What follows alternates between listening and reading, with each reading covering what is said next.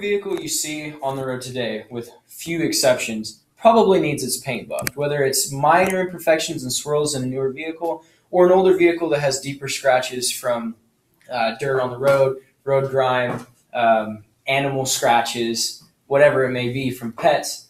Maybe the kid down the street ran his bicycle into your car. Whatever it is, there's tons of reasons that you would need to know how to polish paint.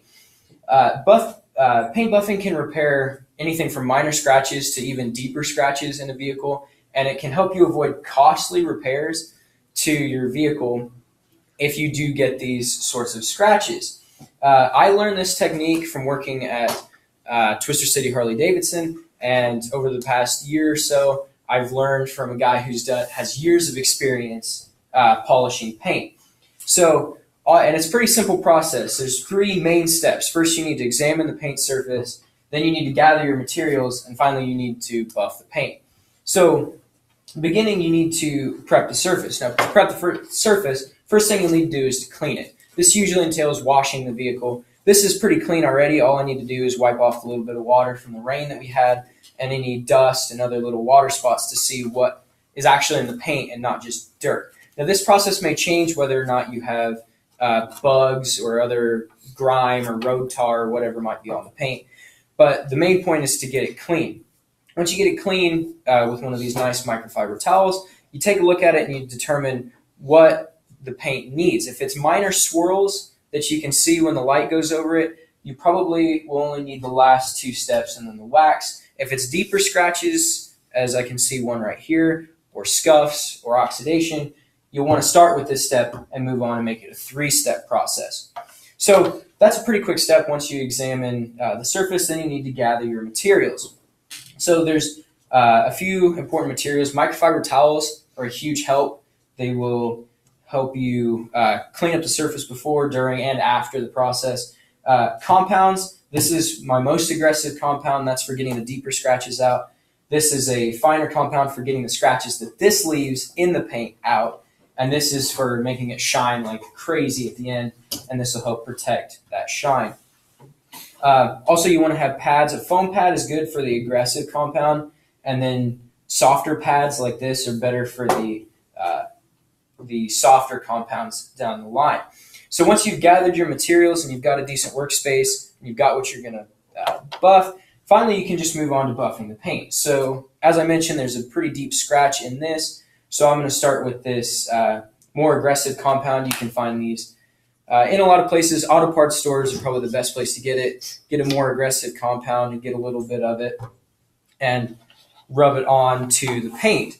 So, and I don't know if you can hear this, but it's making kind of a scratching sound. The reason is because it's basically almost like sandpaper in that it cuts down the clear coat around the scratch to level the entire surface. You don't want to go too far because you only have so much clear coating on the paint surface. If you go too far, you'll cut through the paint and you have to repaint the entire thing.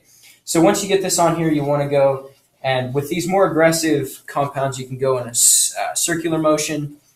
And you just want to go over and especially hit those spots where I mentioned that deeper scuff was right here and all over the painted piece. This is the side cover off of my motorcycle, by the way.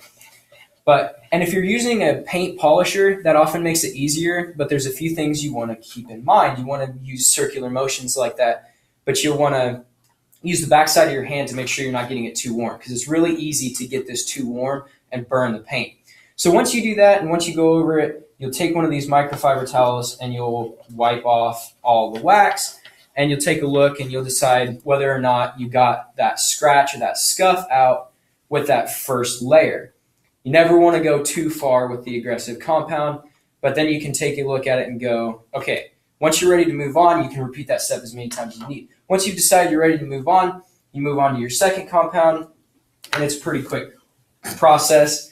And you will probably make a mess doing this. It's pretty common that you'll make a mess, so you want to be prepared to clean up. But then you put this on and it's the same process.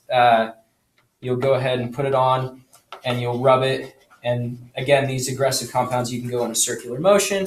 You'll go over the entire thing and you'll grab a clean towel, one that you haven't used for a previous step. You'll wipe it off and you'll take a look at it. Again, And finally, you'll come in with your last step and repeat the process one more time. And on this, if you're using an electric buffer, you'll want to turn the buffer up if you can and make really light passes when you're completely done. That'll help give it a really great shine.